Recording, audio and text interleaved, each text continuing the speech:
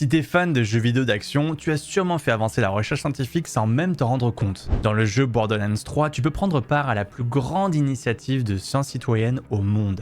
Au cours de ta partie, tu vas tomber sur un mini-jeu qui s'appelle Borderlands Science, une borne d'arcade dans l'infirmerie du Dr Tanis. Le principe est simple, tu dois résoudre les puzzles en déplaçant des briques colorées pour créer des alignements selon un modèle. Tu obtiens des récompenses dans le jeu, mais tu participes surtout à mieux comprendre les micro-organismes cachés dans ton intestin. Parce qu'évidemment, les briques n'ont pas été placées au hasard. Elles représentent des nucléotides, c'est-à-dire les éléments de base des séquences génétiques. Dans le mini-jeu, ces séquences proviennent de vrais micro-organismes extraits du système digestif humain. Pour comparer les organismes entre eux, il faut aligner ces séquences les unes avec les autres. Des ordinateurs et des algorithmes permettent de faire un premier alignement. Le problème, c'est que ces programmes informatiques ont leurs limites et font parfois des erreurs. Et c'est là que les gamers interviennent. L'objectif du mini-jeu, c'est d'aider à corriger ces erreurs. Chaque puzzle résolu par un joueur est comptabilisé par les chercheurs comme un vote. En combinant les millions de votes, les scientifiques peuvent corriger les erreurs de l'ordinateur et améliorer l'alignement final des séquences pour mieux comparer les micro-organismes entre eux. Et ça fonctionne.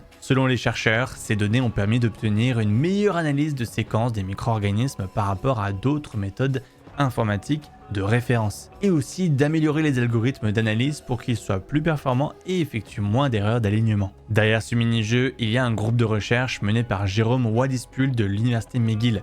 Son équipe a travaillé avec Gearbox pour intégrer la science directement dans un jeu AAA avec une logique Game First. D'abord faire un vrai bon jeu, puis greffer une activité scientifique déguisée en mini-jeu accessible à tout le monde. L'équipe veut maintenant aller plus loin, notamment en s'attaquant à l'identification de gènes liés à la résistance aux antibiotiques. Tu trouveras d'autres informations dans la légende avec des idées de jeux vidéo à saveur scientifique et comme d'habitude, n'hésite pas à aller visiter le site web de Génome Québec.